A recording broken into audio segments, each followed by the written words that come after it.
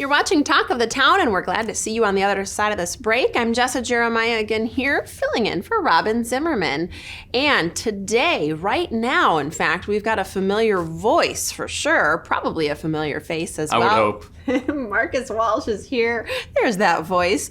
It's so nice to see you here. Good to see you, Jessa. Thanks for being here, and thanks for filling in. Absolutely. Well, glad to be here. It's lots of fun having some great conversations, and boy, having you in the guest seat is lovely as well, because high school basketball, one of our fan favorites here on WHHI television. Yep. The season is up and going. We've got some games under our belts, and you're here to give us a little bit of a recap and a look ahead. Let's start with the recap. How are things going? Yeah, so far so good. We've had some great games that we've had broadcasted on the air over the last few weeks here on WHHI. We've seen May River, we've seen Bluffton, we've seen Beaufort in action, and then we saw Bluffton again against Hilton Head, and we've seen scores that have run the gamut. The boys of May River beat Bluffton 54-26. Bluffton's had a little bit of a difficult time with certain things in the era of the way the world works now. And then we've seen really competitive games like Beaufort playing great and end up knocking off May River 74-66. We've seen, some just great play on the hands of all of these athletes. The one thing that I'll focus on definitely is that they're multifaceted, very scrappy bunch of athletes here in the Lowcountry that we see. A lot of great shooting, great crisp passing. I talk about that every week, it seems. And so things are going really well. These teams are really grinding it out too, because there's just so much stuff going on from the day-to-day, minute-to-minute with, are we going to have enough players to play? Are things going to work out? Is there something non-COVID related that we're going to miss a player? And that type of thing too. Certainly it affects the coaches. So to be able to produce the level of quality that they can, which certainly helps us, it's going really well. Yeah, a lot of factors this year as we're still navigating some things here.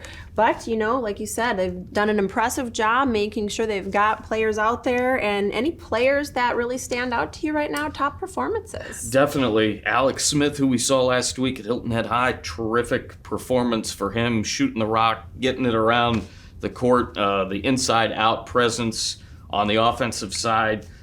Couple of folks to look out for, in particularly on the girls' side of things. Maddie Heathcott over at John Paul II has turned into a double-double machine. Over the last 3 games, 2 of them, she's scored in double figures in points and in rebounds. She's been terrific and is a big mainstay as the senior leader there at John Paul II under Karen Floyd and Brian Quinty.